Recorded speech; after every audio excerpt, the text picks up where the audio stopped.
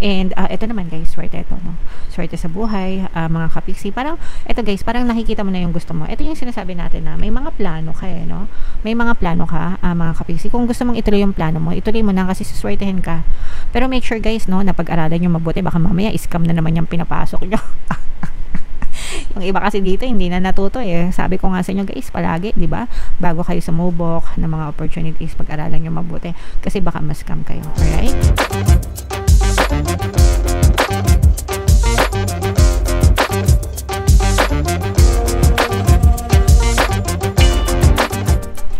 Hello guys, hello Libra. Welcome back to Pinoy Pixie Tarot. Ang pamagat ng episode natin for tonight is first half kapalaran ng September. So, September 1 to 15, mga kapiksi para sa Libra, Sun, Moon, Rising, Sign, and Venus. If in case hindi kayo nakaresonate dito, guys, try nyo panoorin yung video dun sa monthly horoscope nyo for September. Baka nandun yung energy nyo, mga kapiksi. So, unahin natin tong deck na to, guys. Tingnan natin yung mensahe sa inyo. We have patience in reverse. Guys, pag naka-reverse na to, ibig sabihin, konting-konting tumbling na lang, no? Yung mga inaantay nyo. Kasi pagka nakaganito to, ibig sabihin, nahabaan nyo yung pasensya nyo. Kasi medyo matagal-tagal pa yung mga dinadasal nyo, yung mga minamanifest nyo. Pero pag nakaganto yan, guys, ibig sabihin, malapit na yan. Konting-konting tumbling na lang, mga kapiksi. Okay? Pero again, syempre, depende pa rin yan sa mga blocks nyo. Iba-iba kayo. Syempre, iba-iba kayo ng personality, ng pagkatao, ng paniniwala, ng perception. Iba-iba kayo ng energy, mga kapiksi. So, kung mas positive kayo, kung mas persistent kayo, kung mas consistent kayo, syempre, ito very resonate sa'yo. Pero kung ikaw ay nega, reklamador, complain, masyadong maraming hanash sa buhay, malamang hindi yan para sa'yo. So, tigilan yung kahahanash nyo, mga kapiksi, kasi sinasabotahin nyo lang yung buhay nyo, guys. Okay? Another message for you, Libra. Ito, no? Ikaw ito, mga kapiksi. Parang may mga pinaplano ka, guys, no? For September, and parang tinatanong mo, parang ina-assess mo or ina-analyze mo yung mga plano mo, kung ready ka na ba, gagawin mo na ba, handang-handa ka na ba, yung mga ganyan, mga kapiksi. Pero guys, again, too much analyzation, sometimes nakaka-paralyze yan, no?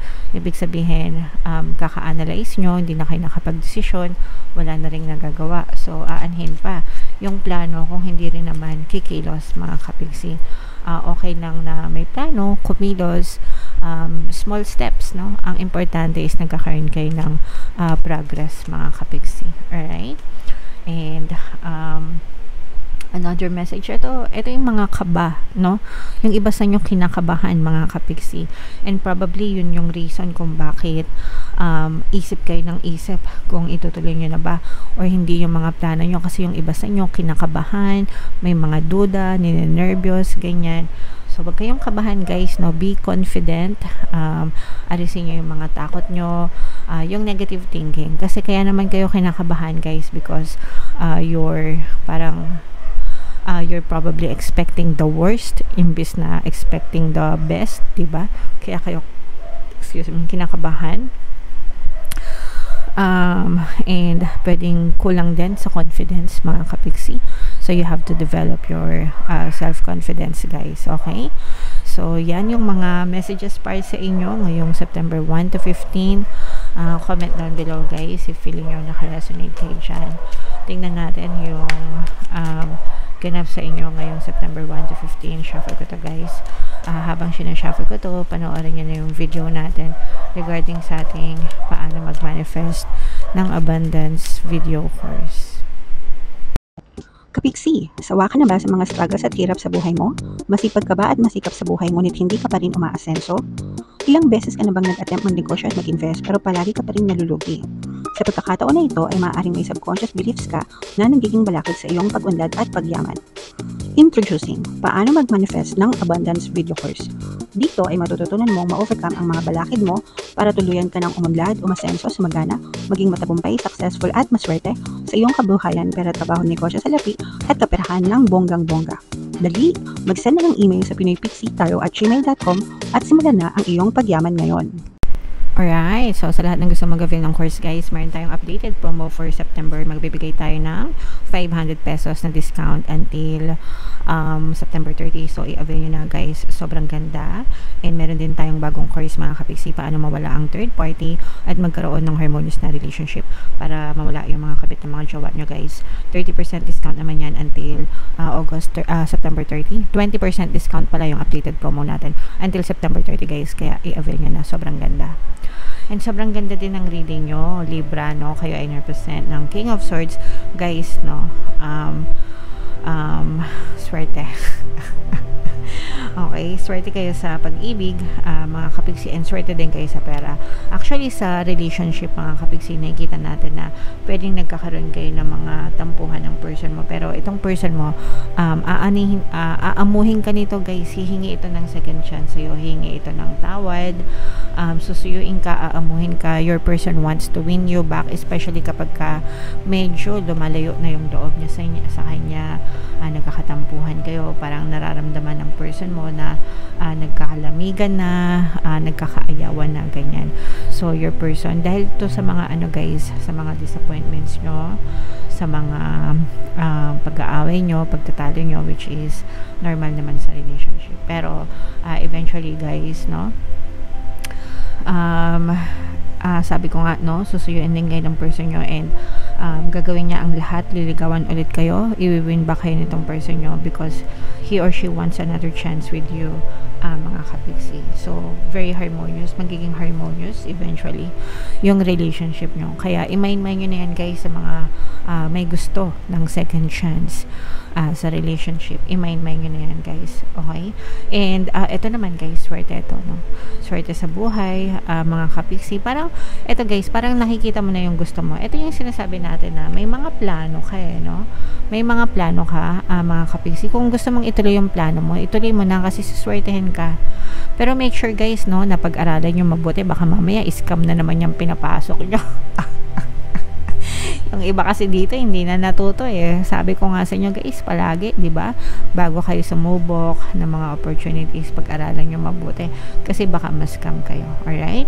Pero itong nararamdaman natin is parang ito yung ito yung tamang time ng pagdating ng swerte sa inyo. And itong swerte na to guys, magdadala ito ng parang malalaking isda, para magkakaroon kayo ng malalaking isda, ganyan. Parang busog na busog, no? Parang feeling ko magiging busog-lusog kayo, mga kapiksi. Busog-lusog sa kasaganaan, busog-lusog sa kaswertihan, mga kapiksi. Napakaganda. So i-mind nyo na yan. Mind swerte, good luck, good fortune. Mind busog-lusog sa swerte, busog-lusog sa kasaganaan. Okay? So what else guys? Tingnan pa natin. Ito guys, no, parang yung iba sa inyo merong kalungkutan, kinakain kayo ng kalungkutan, mga kapiksi. I'm sensing na ito ay applicable dun sa mga kapiksi natin na malalayo sa mga pamilya nila. Ayan, so ito guys, may mga pagsubok na maaari kayong pagdaanan. Meron ditong presence ng earth signs, Capricorn, Taurus, Virgo. For some of you, maaari may earth element kayo sa inyong natal chart. This is a karmic connection, mga kapiksi. Parang makakarma ka dahil sa isang tao, guys. Okay, so pwedeng nagawa nyo ito ng hindi maganda, or nagkaroon kayo ng miscommunication, misunderstanding nitong person na to. And itong person na to parang meron siyang damdamin, maitim na damdamin, maitim na budhi, maitim na balak sa inyo. Parang gusto ka nitong gantihan, revenge kumbaga. And itong person na to, hindi to applicable sa lahat guys, ha? Para lang dun sa mga nakaka-relate, okay? Kasi parang yung iba sa inyo, parang merong magpapahirap sa inyo, guys. Pwedeng nire-ritualan kayo, ginagawan kayo ng mga revenge bottles or mga revenge spells, whatever guys.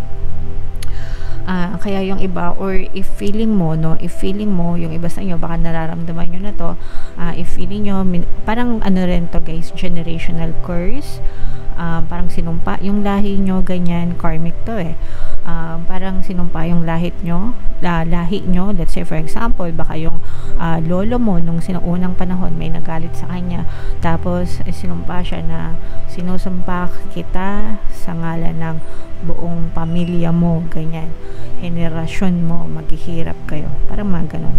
So baka napapansin nyo yun sa buong pamilya nyo, simula noon hanggang ngayon, talagang hirap na hirap, hikahos, mga kapigsi. So maaaring merong yung iba sa inyo, you may be suffering from a generational curse, and yung iba naman sa inyo guys, parang revenge curse talaga yung nararamdaman ko dito. Parang may galit sa inyo, and na parang minamanmanan kayo, guys, ini-stalk kayo, minamanmanan yung bawat kilos nyo. Kaya kung napapansin nyo, baka yung iba sa inyo napapansin nyo na kahit may pera kayo, kahit may trabaho kayo, ang bilis maubos, ang bilis mawala. Sa isang iglap, parang magic, kung saan-saan napupunta. Hindi siya nag-stay ng matagal sa inyo, mga kapigsi. So kung kilala nyo, guys, yung nakagalit nyo, ganyan, try to make amends, no? Syempre kung sa mga ninuno nyo yun, hindi nyo na alam kung sino, magdasal kayo, humingi kayo ng tawad kahit di nyo kilala. Kung kilala nyo naman, much better kung humingi kayo ng tawad or settlement, mga kapigsi, para ma-lift yung mga sumpa-sumpa. Magpagamot kung may mga kakilala kayo, ganyan, para tawag dito, matukoy din, no? Kasi pag nagpapagamot, nagpapatawas, natutukoy nila kung sino yung mga gumagawa sa inyo, mga kapigsi. Alright? So yeah, hindi naman yan magre-resonate sa lahat, guys, ha. Dun lang sa mga feeling nyo na naka-resonate kayo. So yeah, comment down below if naka-resonate kayo dyan, guys. And itong mga swerte na to, no, yan, imay-may nyo yan. Yung iba sa inyo talagang suswertehin, yung mga hindi sinumpa, mga kapigsi. Yung mga hindi sinumpa, mga walang nakaaway, hindi naman kayo nakikipag-away, hindi naman kayo sinusumpa, suswertehin kayo, guys. Alright? So, imay-may niya, mga swerte na yan, busog-lusog na swerte, guys. Okay? So, comment down below if naka-resonate kayo, guys. Ito yung ating mga pampaswerte subliminals, no? Pakinggan nyo para makatulong sa inyo. And ito naman yung ating success stories ng paano mag-manifest ng abundance video course. Click here to subscribe, guys, and click here to join our membership program. Thank you for liking, sharing, and subscribing, and see you again next time. I love you all. Have a nice day. Bye-bye.